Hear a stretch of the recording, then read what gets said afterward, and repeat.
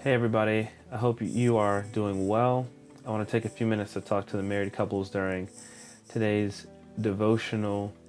I know that conflict has been bound to happen, and so I want to give Ephesians 5 to kind of offer some encouragement and exhortations for us all during this time. And so in Ephesians 5, Paul says, "Wives, submit to your own husbands as to the Lord, for the husband is the head of the wife, even as Christ is the head of the church, his body, and is himself its Savior. Now, as the church submits to Christ, so also wives should submit in everything to their husbands.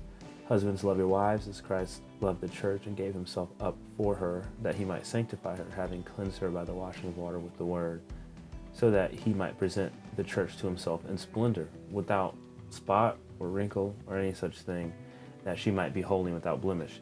Paul goes on to say, "Therefore a man shall leave his father and mother and hold fast to his wife, and the two shall become one flesh." And he says that this is a mystery and it's profound, but it refers to Christ and the church. And so there's a lot there, but I think that's where we find the main point of this passage here, which is that, marriage was created by God to reflect the central event in the Bible, which is Jesus' life, death, and resurrection. In other words, the gospel.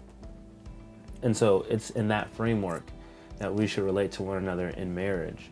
And so he says, wives, look, faithfully submit and follow and trust your husband, not as passive robots, right? We should have our own desires and will and passions, but submit in the same way that the church does to Jesus. And so we should be willing to submit those desires to our husband in his leadership, if necessary. And then he says, look, husbands, love your wives with a comprehensive, holistic love as yourself. And the purpose is so that our wives would become holy. That's what our leadership, that's what our position is for, not so that we could dominate and control. And so what difference does this make? One difference is in terms of conflict. And so the default position of many people, including Christians, when it comes to marriage is that, hey, it's our marriage, so marriage is about us. Our marriage is about us, but not if Ephesians 5 is true. It is your marriage, but it's not about you. Marriage is not about you. Your marriage is not about you. It's about Jesus and the church.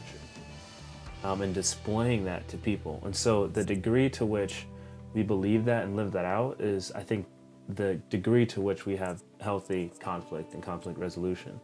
So practically, as you go about this week, my challenge to you, wives, is when there is conflict, ask this question out loud to your husband.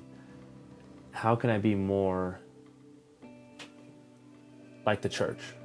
And love and trust and submit and follow you. And husbands, ask this to your wives. How can I be more Christ-like and love you and serve you?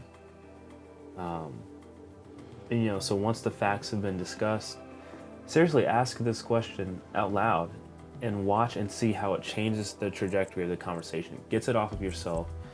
I don't think it'll fix everything, and not instantly, but I think it would be a blessing to you and benefit to you. It certainly has been for me during this time, so I hope this is a blessing for you, and I hope to see you all soon.